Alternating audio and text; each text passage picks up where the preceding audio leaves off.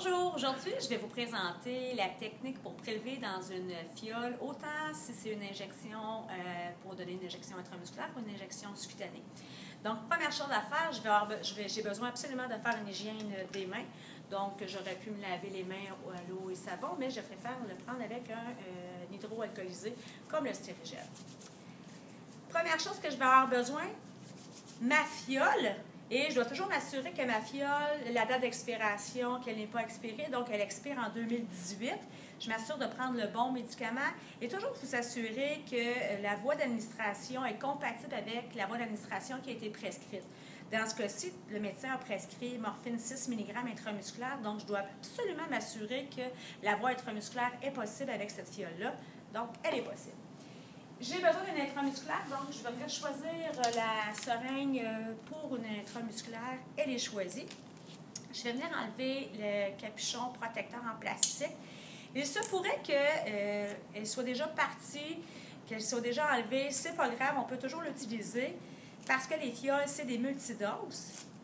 Je vais avoir besoin, même si elle avait déjà sa protection, je dois toujours venir faire une désinfection à l'alcool. Donc, je vais venir désinfecter l'opercule du bouchon caoutchouté, donc du centre vers l'extérieur. Il est très important de bien attendre que ce soit tout sèche. Donc, ça peut prendre à peu près une trentaine de secondes. Pendant ce temps-là, je vais venir ouvrir ma seringue. Je vais essayer de garder mon emballage le plus intact possible.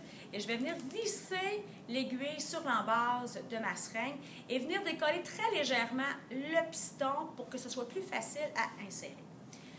Par la suite, j'ai déjà fait mon calcul pour savoir la quantité à prélever qui coïncide à 0,6 ml. Je devrais mettre 0,6 ml d'air dans ma seringue. C'est important de toujours mettre la même quantité d'air que la quantité que vous devez prélever. Donc, dans ce cas-ci, je veux prélever 0,6 ml de liquide. Donc, je devrais mettre 0,6 ml d'air. Donc, être très précis. Par la suite, toujours vous assurer, donc, on garde notre bouchon le plus stérile possible. Je vais le laisser dans mon enveloppe pour pas qu'il se contamine. Je ne touche jamais à mon aiguille. Je viens entrer l'aiguille dans l'opercule caoutchouté et je viens avec mon pouce pousser l'air complètement. Et ça, bien, ça va faire en sorte que la prise du médicament va être beaucoup plus facile. Par la suite, très important, donc avec ma main non dominante, je viens vraiment tenir ma fiole et ma seringue et jamais je ne peux toucher à la partie de l'aiguille ou même à l'embase de l'aiguille. Et une chose qui est importante, la seule chose que je peux toucher, donc, c'est l'extérieur ici et cette partie-là. Tantôt, au niveau de mon piston, je ne peux pas du tout y toucher parce que je risque de contaminer. Donc, on fait vraiment attention et je viens soutirer. Assurez-vous que votre aiguille trempe vraiment dans le liquide parce que si vous êtes très haut comme ça et que vous risquez de peut-être prendre de l'air, donc assurez-vous d'abaisser votre aiguille pour que le liquide, la pointe de votre aiguille puisse vraiment toucher au liquide. Donc, venez soutirer sans contaminer le piston. La seule partie que vous avez le droit de toucher, c'est ici. Le reste, je ne peux y toucher car je risque de contaminer. Et je viens chercher ma quantité que j'ai besoin. Et vous pouvez aller beaucoup plus que la quantité que vous devez aller chercher. Par exemple, je devais aller chercher 0,6. Il n'y a rien qui vous empêche d'aller à 0,7, même jusqu'à 1 ml pour venir soutirer. Je trouve que c'est beaucoup plus facile. Donc, vous voyez que j'ai un petit peu d'air. Qu'est-ce que je vais faire? Je vais vraiment rentrer mon aiguille dans ma fiole et je donne des chic nodes pour faire remonter donc les bulles vers le haut. Une fois que les bulles du bas sont toutes remontées vers le haut, je reste perpendiculaire. Donc, je dois rester toujours dans un angle de 90 degrés parce que si je ne respecte pas mon angle de 90 degrés, voilà ce qui va arriver. La bulle, jamais je vais être capable de l'enlever au complet.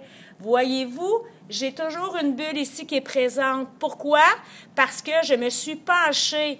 Au contraire, qu'est-ce que vous devez faire?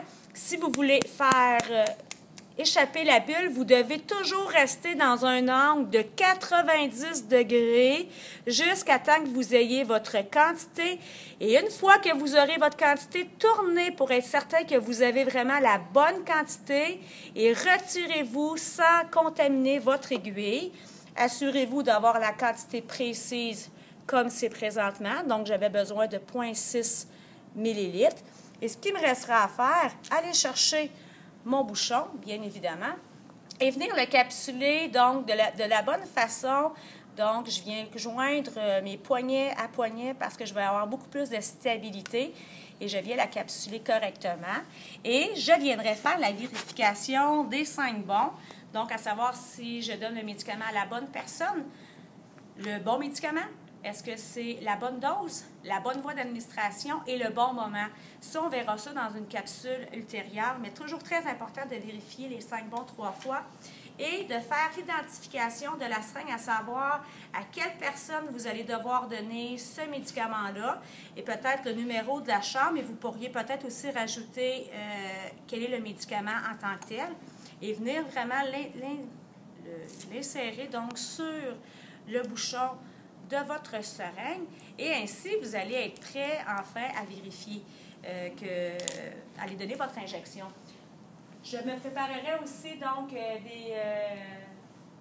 des boules d'ouate ou des compresses non stériles pour aller donner mon injection. Et une chose que j'ai oublié de dire tantôt, toujours très important, avant de prélever, vous assurer de la limpidité du médicament. Si vous voyez des dépôts, vous voyez qu'il y a une couleur anormale, vous ne pouvez absolument pas prélever dans ce médicament-là. Donc, je serai donc prêt à aller faire mon injection intramusculaire. C'était donc la capsule pour prélever dans une fiole. Donc, j'espère que ça vous a plu. N'hésitez pas à consulter fréquemment la vidéo pour pouvoir avoir plus de pratique et plus d'informations. Je vous remercie.